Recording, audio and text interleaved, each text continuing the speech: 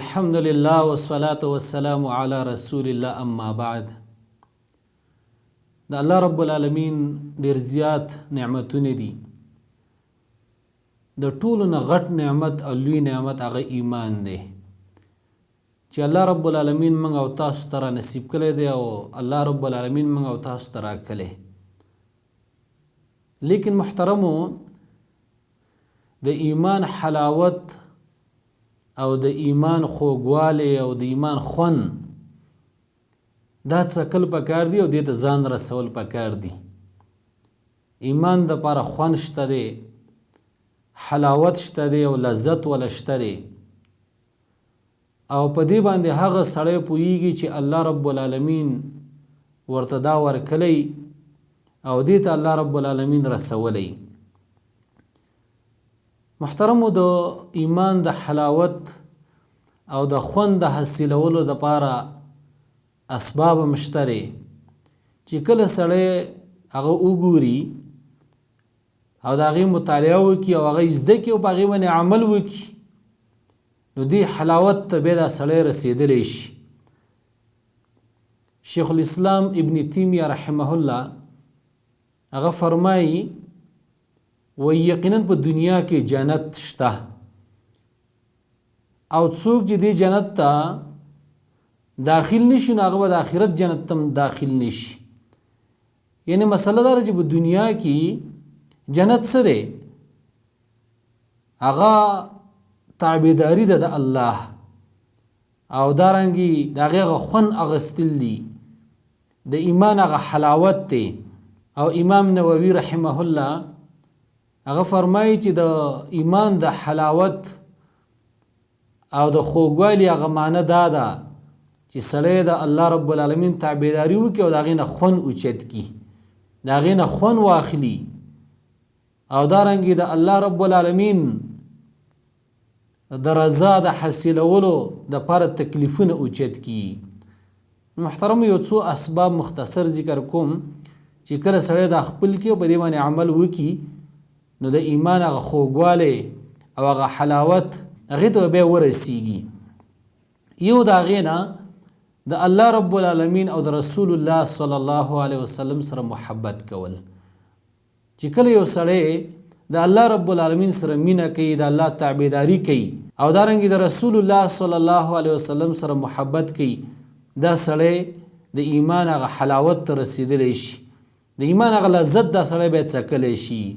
د الله سره محبت کول څه د الله تابعداري، فرایضو ته راتګ کول، منځونه کول په خپل وخت باندې، روژې نیول، زکات ورکول، چا باندې حج فرض فرض حج دا ادا کول، دارنګې د قرآن کریم هغه تلاوت کول، دارنګې د نیکانو خلکو په مجالسو کې ناسته، په دې سره سړی هغه د ایمان هغه حلاوت ته رسیږي. د الله رب العالمین ذکر کول، الله یادول، د رسول الله صلی الله علیه وسلم په طریقو باندې عمل کول، دا د ایمان هغه حلاوت دی او هغه لذت دی چې سړی ورته بیا په دې باندې رسیږي. دارنګې دویم محترمو، د الله رب العالمین د پاره مینه کول. یو سړی د چا سره مینه کوي، د چا سره محبت کوي، خالص د الله د رضا لپاره، د دنیا د غرض او د لالچ دپاره نه، د بل مقصد دپاره نه، صرف مقصد او دارنګې غرض به د الله رضایي. په دې سره سړی بیا هغه د ایمان هغه حلاوت ته رسیږي.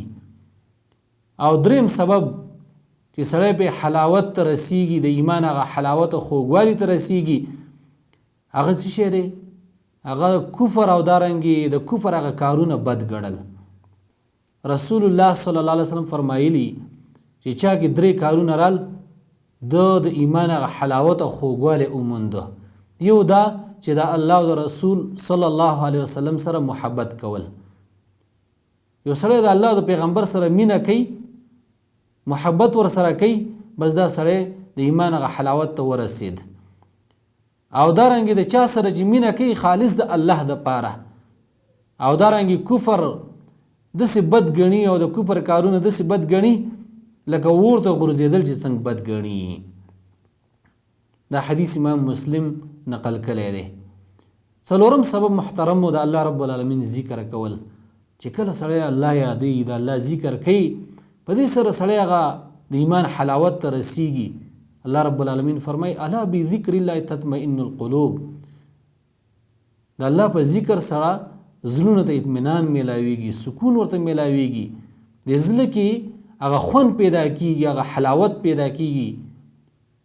او دارنګه محترم پنځم سبب الله رب العالمین خپل رب ګڼل، په دې باندې راضي کېدل، اسلام خپل دین ګڼل، په دې باندې راضي کېدل، او محمد رسول الله صلی الله علیه وسلم خپل پیغمبر ګڼل، په دې راضي کېدل.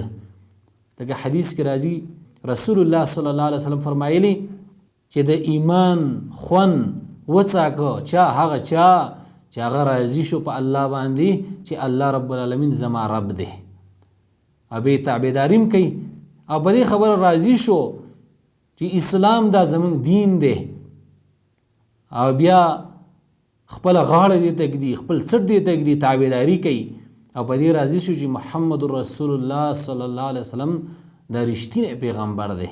او دارنګه شپږم سبب هغه البعد عن الذنوب والمعاصي، د ګناهونو ځان بچ کول او لرې کېدل د ګناهونو. وجه دا ده چې د ګناهونو سره د زړه سختیږي، او کله چې زړه سخت شي نو بیا سړی د الله رب العالمین تابعداري او دارنګه طاعاتو ته نه راځي.